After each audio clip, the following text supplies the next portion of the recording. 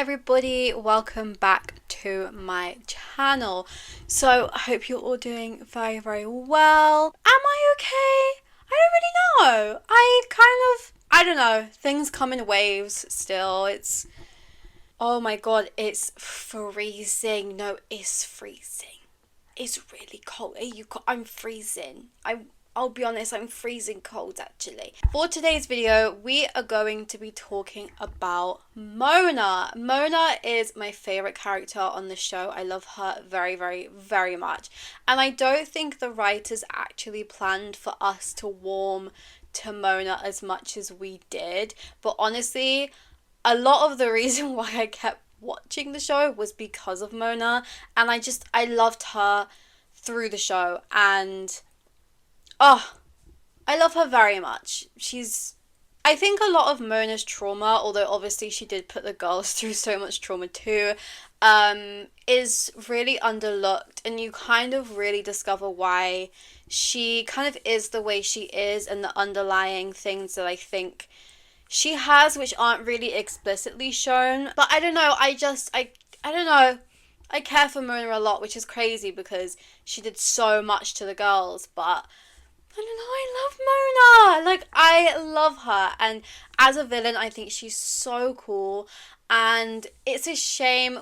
We'll get into it, but there was a part during the show where I felt like they were trying to involve her as a main character, but then like they kind of stopped, which was annoying.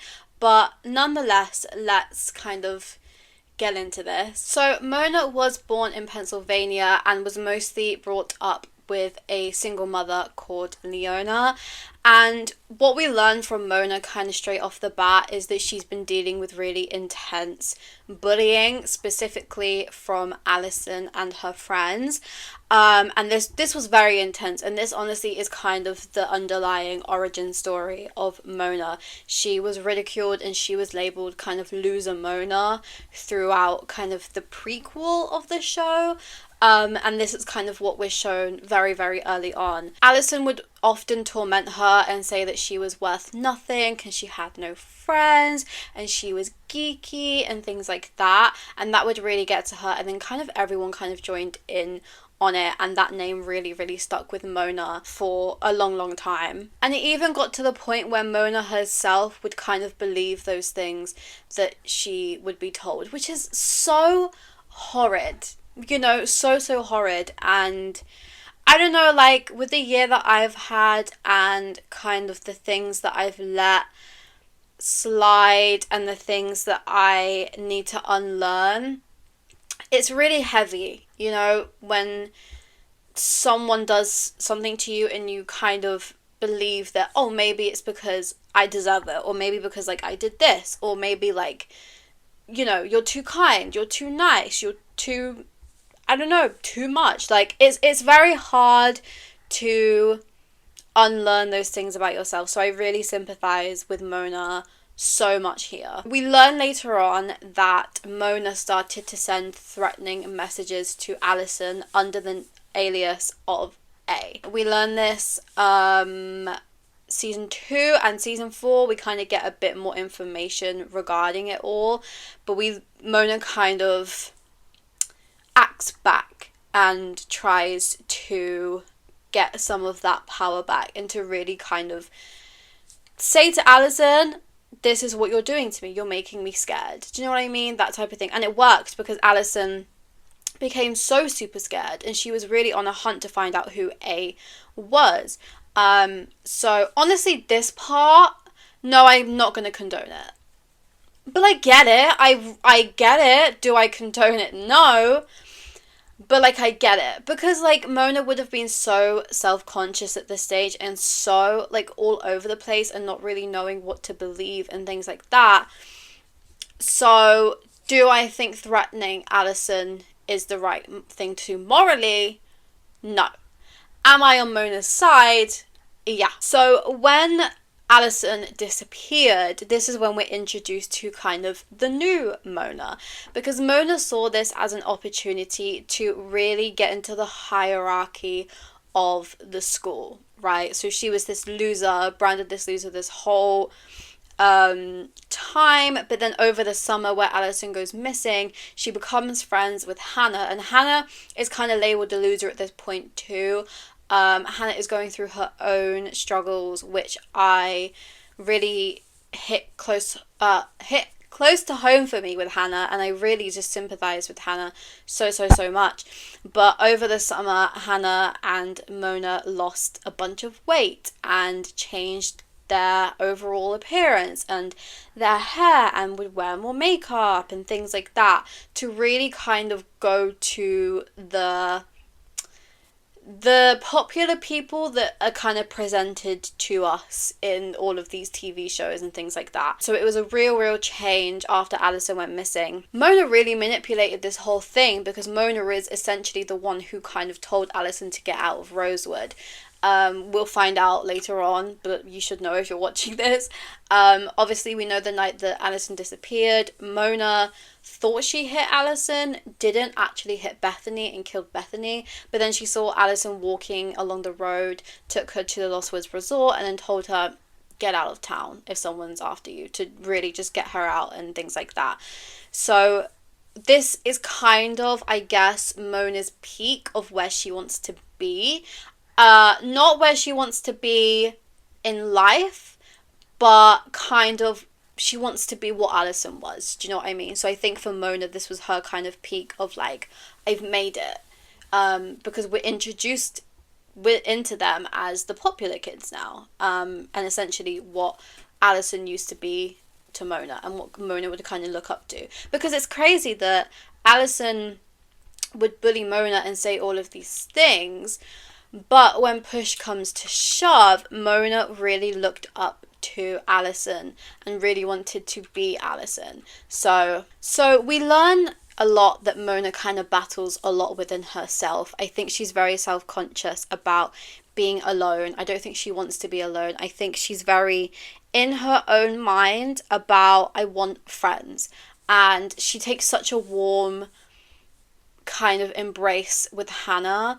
And she gets really jealous once Hannah, Aria, Spencer and Emily kind of start to reform once kind of Aria comes back and they find Alison's body and things like that. And Mona starts to get really jealous of this because it's like, I've spent this whole summer with Hannah. She's now my best friend and you guys are taking her away just like that. And I think in Mona's mind, it's like, I've worked so hard to be where I am, to lose weight, to be pretty, even though she already was, you know, and just things like that, and to fit the mold of the popular kids in school, that the way those girls come in and take Hannah just like that, I think Mona's like, oh, like I've done everything now. So she gets very jealous of that. And therefore she starts to become A again. And we're told several times with Mona that the A game is such a thing that consistently pulls her in. She always wants part in the A game and she feels kind of weak without it. You know what I mean? Like when Cece took over, Mona was desperate to find out who A was because she wanted to take the game and things like that. And I think especially at the end of the show, we see her kidnapping Alex and Mary and putting them into her own dollhouse. You really get the sense of like, this is really important to her. Although it's not a nice thing that's important to her, this overall thing, it's important for her to have that power, I guess. Do you know what I mean? The overall plan with A was that A would help separate the girls up. But it kind of backfired because all of the girls grew so much more closer because they had this thing to kind of bond over. A weird thing to bond over, but it was kind of like, we're all being stalked by this person. Let's come together and let's kind of, you know, reignite what they had before, but in a more positive way. So everything kind of was going against Mona, really, in season 1 and 2. Hannah and Mona's friendship is a really interesting thing that I have a lot of faults with this show, but I really enjoyed the Hannah and Mona friendship and because it was a very confusing thing, but like, because I think us as an audience, we were like, Hannah, please forgive Mona, blah blah blah, but deep down it's like Mona did do those things to Hannah and things like that. So it's a hard one, and I really liked how they explored it, because I don't know, there was something about it, because it was very very toxic, but you also wanted them to be friends so bad, and like include Mona later on in the season and things like that. It's a weird one, really, and I still don't know where I kind of sit with it, because I love Mona very very much and I would like them to be friends, but she did put Hannah through so much, so it's kind of like, I don't think you can forgive that as much as I want it. But yeah, it was a very interesting dynamic to explore, I think. Ultimately too, the liars didn't really like Mona and didn't really trust Mona, and that caused a lot of tension because they wouldn't include her in things, and she would be like, Hannah, like, you're my friend, what are you doing, things like that. So along with that is kind of the reason why their friendship kind of crumbled, because along with Hannah being taken away by the other girls and then not being trusted, she kind of felt like she was falling back into that Alison's here again type of thing. The season 2 finale is when Mona is revealed as A, and like I said, she did it because she was jealous because Hannah was being taken away, but also from the bullying that the liars did when Alison was alive to her, and the way that Hannah kind of did nothing about that. That was kind of her main reason for being A, and she was A for the first 2 seasons. At the end of season 2, she falls off a cliff during the reveal, but she doesn't die, which is very interesting because in the books she does die, whereas in the show she doesn't die, which is very, very interesting on why they kept Mona in it. I think from early, I think it was kind of known that people are taking to Mona, so I think they were a bit, let's not kill her yet type of thing. Yeah, she gets admitted into Radley, and I really like the it's not cool. I really like the scene at the end where Mona's kind of talking in her head. She's sat like on the, like in the prison cell, I think it is, and she's like talking to herself, because I'm just like, truly, it just shows how creepy Mona is, and I don't know, I love it. I think she's so cool. I'm sorry. Like, so in season 3, Mona spends a period of time in Radley, and she gets some visits here and there from Spencer, Hannah, and Caleb. There's that one scene where she kind of goes feral at Caleb, which was so cool, actually. I really like that. We don't know this yet until the Cece reveal, but during this time at Radley, there was someone dressed in a red coat with blonde hair. We're left to kind of assume it's Alison, but like, it's not, and I think in the end it was Cece, or it was Sarah Harvey. Cece, I'm pretty sure it was. But this is when Cece talks to Mona about the A game, and Cece is so interested in the A game and just captivated by all of it that she gets really involved in it too. But Mona gets released from Radley, and she tries to kind of make amends for all the things that she did to the girls and to Hannah. So she goes back to school because she's deemed like fit enough to. I don't really know why she wasn't arrested. I know mental health played a lot of part in what she did, and I'm not sure on like the laws there and things like that, but I feel like there would be some type of prison sentence for it, but I'm not too sure on that. I could be so totally wrong, but regardless, she tries to make amends. She's go back to school. I think she joins, I think it's the debate club. She joins one of the clubs, right, where you have to be really, really smart to join, so I would not get in. And she kind of takes over from Spencer, and Spencer's like, guys, why are you letting Mona do this? Because, like, she's done all these things to me, but they kind of need her for the team type of thing. So she tries to make amends, but it kind of backfires here and there. But for the rest of the season, she remains working for kind of the A-team, Redco, things like that. But then the Thornhill fire takes place, and Mona's desperate to find out who A is. She's so desperate because she kind of wants to take the game back, or I think she wants to join them as well. She's desperate, but then this fire happens, and then she kind of gets dropped from the A team because A doesn't really trust her anymore, type of thing. And I think this is very interesting because this is the moment Mona kind of loses all sense of like any of the A game she had for a little while. I think it's really interesting how desperate she was to be involved in it and things like that. But season 4/5, the whole Allison disappearance kind of gets revealed, and like I said before, Mona's involved heavily in it. We don't get the full facts actually until the CC reveal, but we get most of like Mona kind of helped her out to like escape, things like that, without Allison knowing that she was A, blah blah blah. Mona actually makes like a group or like an army of people who were victimized by Allison to kind of prevent her from coming back and kind of stop everyone kind of believing in like a redemption or anything like that. I think this, so like Lucas was there, Paige was there, I think Jenna was there. It kind of disbanded really, really quickly, I'll be honest. But Mona continues kind of through this season to set Allison up as like a bad person. There was one thing where she framed Allison for slapping her and things like that, and it's like, wow, Allison, you haven't changed at all, type of thing. So she kind of really gets her way because no one really believes Allison or is kind of waiting to listen to what she has to say or anything like that. So she kind of gets closer with Hanna as well here and there through season 5. She also has this on and off relationship with Mike, and I spoke about this before. She did use Mike to get at Aria. I don't think it was ever like a serious relationship, I will be honest. But I really liked the idea of them being a couple. I just think it worked. I don't know, there was something about it, I kind of liked it.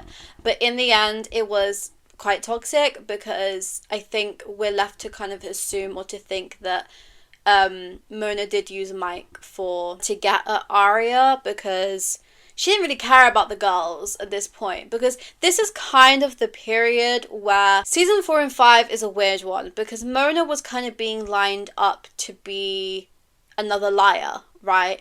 And she would be involved in a lot of their group shots and things like that. And she kind of tags along a lot of the time to the point where it's like, oh, she is the next liar or like joining on. Do you know what I mean?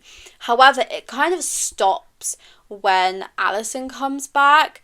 And I was so disappointed with this because I was ready for Mona to be more of a main character and to be more involved with the liars and things like that, because I think especially after the Thornhill stuff and now that Cece has taken over, she doesn't really have a part in the A game, and it's kind of like, okay, what are we going to do with her now?